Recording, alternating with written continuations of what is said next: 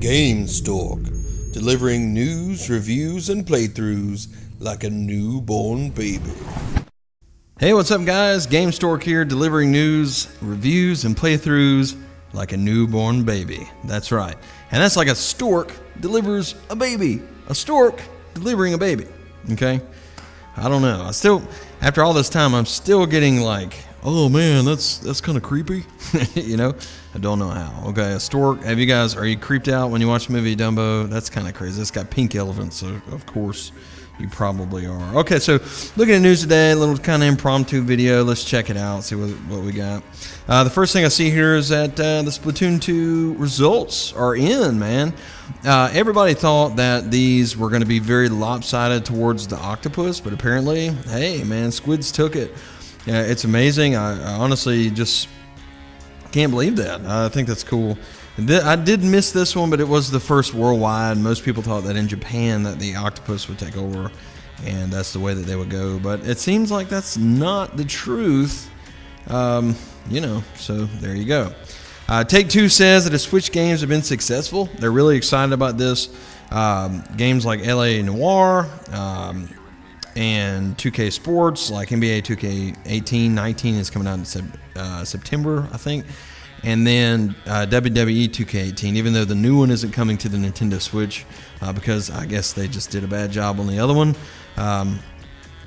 It's like a passive-aggressive thing I just did there. Yeah, they did a bad job. Okay. But it looks like they're really happy. It's unclear how much they've sold on the Nintendo Switch. But they released a few encouraging statements showing that in the future that they do look forward to porting more games and making more games for the Switch. And that's always a good thing. The more games on the Nintendo Switch, the better. I'm really excited about how that could pan out, I guess is the way to put that. It's super exciting. So Metal Gear Solid movie director talked a little bit about how he'd approach making a Zelda film. He said the thing about Zelda is not Lord of the Rings, right? You cannot forget how quirky and bizarre Zelda is. And I think you need to find a way to actually fuse the traditional Zelda and the very new Zelda. I think you have to find a way to intensely fuse the pure, just sort of fantasy, the Ocarina of Time with the Link to the Past. But then I think you need to find a way to incorporate the newer pseudo tech stuff. So, the lasers and the Tron lines that happen in newer games, but in a way that's not overwhelming. So this to me sounds okay, but I have to say I'm very trepidatious about Zelda making its way to any cinematic universe. The reality is I just don't. Somebody prove me wrong, okay? But I just don't see this going very well for anyone. I don't see the possibility of saying, man, someone made a Legend of Zelda show for Netflix or a movie or this, and it's the greatest thing ever. The reality of that situation is if you did decide to make that show, regardless of who you are, you're really fighting an uphill battle because gamers are a community of individuals who just cannot be pleased no matter which way you turn. And, the reality of the cinematic universe of games when they go into movies is they're just traditionally not very good. They don't translate very well. And it seems like what we love, exactly what he's saying here, right, is like, we're going to mix Zelda, we're going to put some Tron in it, we're going to sprinkle in a little bit of this and a little bit of Transformers. And he didn't say Transformers, but you get what I'm saying. Instead of making what you love and growing on that, they want to add something new, something futuristic, something make it different, make it something that's not The Legend of Zelda, right, which is a big problem because when we watch something, we want it to be like the game. There are so many movies that were based off a game. This latest Tomb Raider movie, which I'll be honest, it was a pretty good little action movie. I enjoyed it. It's not that it was bad, but I think about how great these things could be if they were just verbatim based off the games. Like how many people didn't play these games, and how many people outside of the gaming audience would get to see those stories. Now, they could go a little bit deeper with some of the character development, things like that, but there are a lot of good stories in gaming that can be told much better on the screen, and really, honestly, just go with the same story. I mean, heck, you don't need to add Tron to the Legend of Zelda. It's already good enough as it is. So we don't need Tron. We don't need the futuristic stuff. Like maybe the tech he's talking about is the tech that's in the Breath of the Wild and some of that, like the motorcycle and stuff, which is, the rune technology would be pretty cool. I'm with it. I get it. And typically I'm very positive about that. But when it comes to, I'm also like a movie buff and a TV buff, and I love this stuff. So the history of this, seeing it and kind of watching everything that I can, there are two things that don't typically happen to, let's see, I'm trying to be very positive here, that translate very well into the movie realm. And number one is anime. We have high hopes for anime.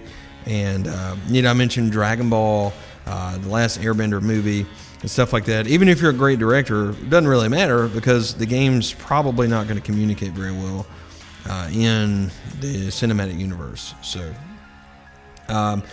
Bethesda hopes to continue their Switch support. They said with whatever we're making, that will run and run well. So Bethesda's made a lot of money on the Switch. They've had a lot of success. And let's be honest, their ports look great. I'm really excited to see what they have to offer here in the future. And me being a huge Bethesda fan, I just want everything. Whatever you have coming, just bring it on over and I'll be happy with it, Bethesda, because you guys are really, really awesome. Let's see. Here, there's a good question going around that asks, is it worth waiting for physical games? I've seen this discussion a lot, especially with like the Octopath Traveler set and those being delayed because of the high sales of this game. Now, for me, I made the decision when I first got the Nintendo Switch. I've always been a collector. I've always loved having my cabinet full of games and going and gawking at them and showing them off and saying, look at all these games, everyone. But when the Switch came out, I understood what it was going for, and what it was going for was portability. And what's more portable than a digital copy of a game? Now, there is the discussion that you could have that says, if you have a digital copy of the game, it's never really yours, but if you have a physical copy, it is. And that's a true statement. At any moment in time, they could take away the fact that you've ever purchased that game digitally, and you won't have access to it anymore if they really wanted to. And with a physical copy, unless it's an online-only game, you'd be able to access that content no matter what. So there is that plus. But with the Nintendo Switch, I decided very early to go all in. So I bought a very big 250 gig SD card. I'm actually right now really wanting the 400. And I wish they had a full terabyte because I probably would invest if it wasn't, didn't cost an arm, a leg, a cow, 3 ducks, 17 chickens, and a house, But I'm hoping that those things come out and they're very affordable so that, we can invest and continue. Now, is it worth waiting for the release? Me personally, I purchased the digital version of Octopath Traveler, and I think that I'm never going to look back from that. It's a fantastic game. I'm glad. I would be upset right now if I had to wait. And watching and seeing spoilers and a lot of stuff happen, especially in this case, I'm glad that I went digital. But it seems like, not having to go wait in line all night, which is, it's fun sometimes, but sometimes it sucks, let's be honest. For midnight releases and things like that, it's cool that they just open up on your system instead of that, which some games you have to wait till 9 o'clock the day of, and Nintendo's weird like that. Digimon Survive site, this has a website that opened. This game looks really cool. There's some screenshots for it I think are neat. I can't wait to find out more. We don't really know anything about the game, but why do I bring it up? Because it looks like it could be something really neat. It's on the Nintendo Switch, and so I'm excited about it. Digimon, Digital Monsters. Digimons are the champions, right? They don't get enough love, Pokemon gets all the love, but you need some love for Digimon too, right? Some of you guys love those. Monster Hunter Generations Ultimate developer talked about why it took them so long to port this game west. And I'm just going to save you a lot of clicking, a lot of this. Let me give the rundown. Essentially what he said is a team, they brought this game out in the east and then immediately started working on Monster Hunter World. And then until World was finished, they were not going to work on this again to bring it west. So after World came out and they finished the work on that team went back to work on Ultimate to bring it west and localize it. I'm glad they did. To be honest, I wish that we did have access to World on the Nintendo Switch. I played it. I loved it. It's fantastic. And it's got some really good quality of life improvements on this Monster Hunter series that I just don't want to go back from. And so after playing that, it's going to be very difficult. And it's hard to talk about that because I really want to support this game. Monster Hunter is great. But it's going to be hard to really take a step backwards in a lot of areas to play Monster Hunter Generations Ultimate, which is the same thing as Double Cross, if you're wondering.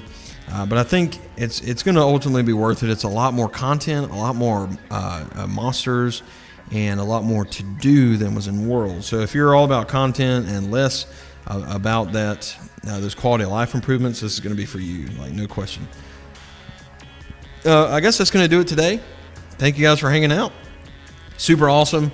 As always, it's a lot of fun. Be sure to subscribe below to the channel.